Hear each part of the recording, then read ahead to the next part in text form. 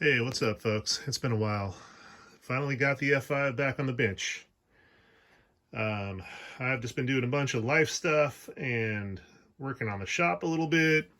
I was doing a lot of flying with some of the other planes and some refurbishment of the PC-21, put all new wheels and brakes and tires on there and got it all dolled up and been flying that a ton. I probably put 30 or 40 flights in this thing since I last posted a video. But anyways, back to the F5.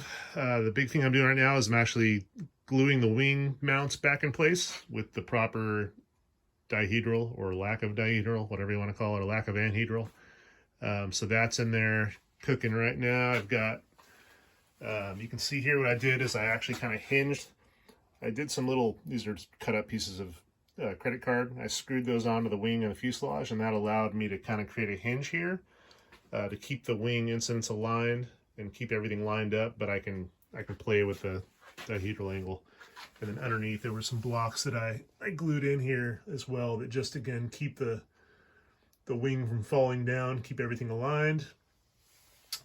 And then I just kind of played with shimming it. I made this extension for my workbench here, and that's so I could do all this. And it just kind of took all day of walking away from it, coming back and looking at the dihedral angle, trying to use angle meters and all that stuff didn't work. It was just, it's too small of angles and nothing's flat anywhere, so there's no reference point. So I really just did it by eye, and I'm pretty stoked the way it came out. I think it's a good neutral dihedral anhedral setup right now. It's so weird visually because the wing is so tapered. The wing's so much thicker than a real F5 wing, and there's so much taper to it from the thickness of the root down to the tip. But from the front, it kind of looks like it has a little anhedral, but then from the rear, with the washout and everything, it doesn't look that way at all. If anything, it actually looks like it has a little dihedral. So I'm kind of just bouncing around here in the noise. So I figured this is good. It looks good to me. I think it's going to look so much better than stock. And then eventually I have to deal with this issue. So now that the wing is so much higher, there's a big step here between the Lex and the wing. But I think I can tune up this Lex. I can either kind of cut the bottom and liberate it and just hinge it up and restructure it. I'll be able to figure something out there to get that all relined back up again. It's actually pretty flexible, so it should be able to do something with that. But anyways, here's the mounts. They were all, I took them and cleaned them up. I re-drilled and tapped some of the holes. And I pinholed the bulkhead and soaked thin CA into it because of that cheesy Skymaster wood. And hopefully now, with the air epoxy holding these channels on, hopefully we're good to go.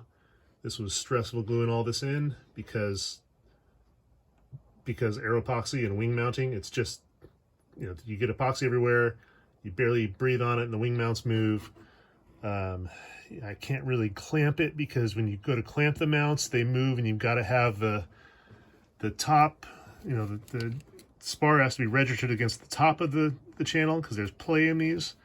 They have space in the bottom, but the set screws, of course, force the spar against the top of the channel.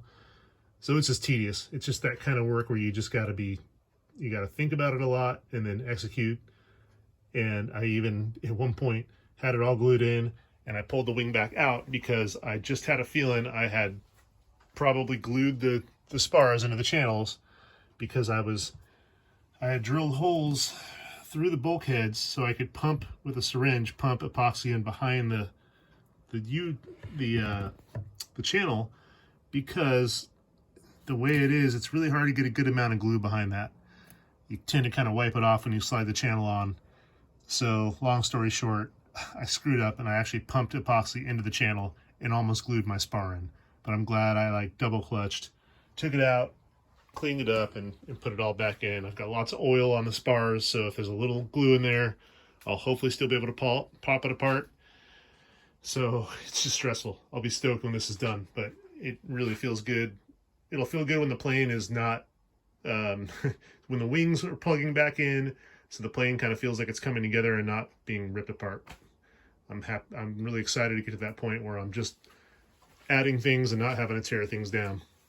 So hopefully that's the last big remodel part of this thing and rework is these wing mounts. So tomorrow I'll just spin it around, spin the fuselage around, put the other wing on just like this, and just set the same height on the wingtip off the table, and we should be good to go.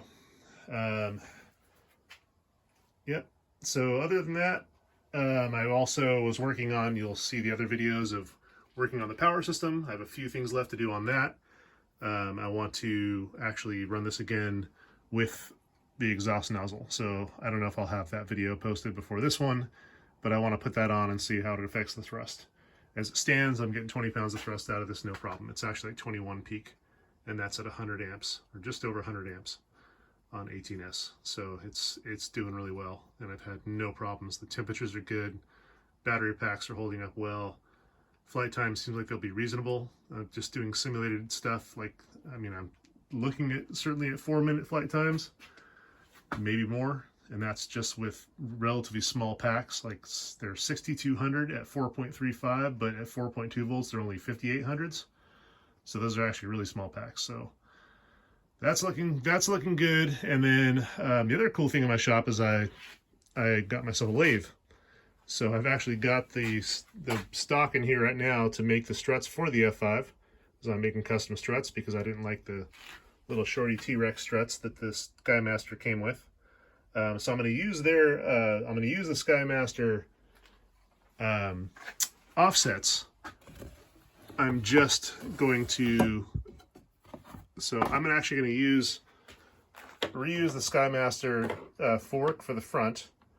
I'm just going to make a new upper shaft, and same thing with the mains. I'm going to use the offsets here and then just make a new shaft for it. So it'll just be a round aluminum shaft, but I can always 3D print a sleeve to go over it that has the scale features and all of that stuff. So anyways, the lathe is awesome. I'm really stoked on it. Mini lathes are there's a lot of different ones out there. But this particular model, Sieg C3, I got this from littlemachineshop.com. Picked it up in Pasadena. They're awesome. This machine is working great right out of the box.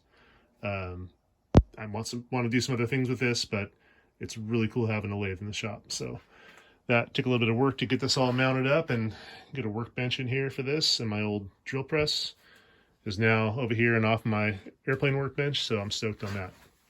So anyways, back on the bench, and hopefully this wing thing will be over this weekend. I'll be moving on to the elevators, and really what I need to do is get these ducts finished up and get those glassed and start getting my ducting installed. And then I can really start getting down to the nitty-gritty stuff of starting to install servos and landing gear and all that. So, all right. I'll hopefully have another update soon, and until then, have fun. I'll see you later.